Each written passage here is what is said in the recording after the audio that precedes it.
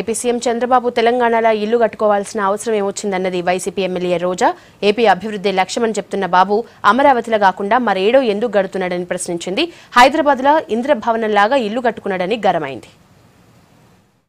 ఈరోజు రాష్ట్రం విడిపోయిన తర్వాత ప్రతి ఒక్కరూ కూడా అమరావతికి తరలి రావాలని చిన్న చిన్న ఉద్యోగస్తుల నుంచి అందరినీ కూడా ఏ విధంగా బెదిరించి భయపెట్టి మరి అమరావతికి తీసుకెళ్లారు, ఎటువంటి వసతులు లేకుండా.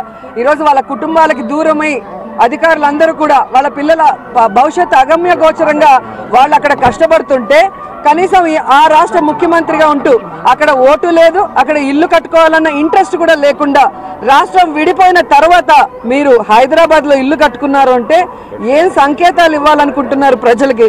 అంటే భవిష్యత్తులో మీరు గెలవరు కాబట్టి రేపు మీరు చేసిన అవినీతులన్నీ ప్రజలు ప్రశ్నించకూడదు, ప్రతిపక్షం ప్రశ్నించకూడదని ఈరోజు పక్క రాష్ట్రంలో ఇల్లు కట్టుకొని అక్కడ సేఫ్టీగా ఉండాలనుకుంటున్నారా? లేకపోతే ఏంటి? దేశంలోనే ముఖ్యమంత్రుల్లో మరి నంబర్ 1 ఆస్తిపరుడు అని చెప్పి ఇండియా టుడే చెప్పింది. అలాగే నంబర్ 1 అవినీతి మరి ఆంధ్రప్రదేశ్లో జరుగుతుంది అని చెప్పి సర్వేలు చెప్తుంటే మరి ఆ డబ్బులు మీరు దోచుకొని మీ ఇల్లు కట్టుకున్నది నిజం కాకపోతే శ్వేతపత్రాన్ని రిలీజ్ చేయండి. ఆ ఇంటికి ఎంత ఖర్చు అయింది, ఎక్కడి నుంచి ఏం తీసుకొచ్చారో ప్రతి బిల్లు పెట్టండి. ఈరోజు సోషల్ మీడియా మీద ఆంక్షలు పెట్టాలి, తన ఇళ్ల ఫోటోల్ని రిలీజ్ చేసిన వాళ్ళ మీద కేసులు పెట్టాలి అంటున్నాడు చంద్రబాబు నాయుడు. మరి అత్యుత్సాహంతో జగన్ గారి గురించి మీరు చేసిన విష ప్రచారం గురించి, దాని మీద విష ప్రచారం చేసిన మిమ్మల్ని, మీ కొడుకుని, మీ పార్టీ వాళ్ళని ఎన్ని సంవత్సరాలు జైల్లో పెట్టాలని నేను అడుగుతున్నా.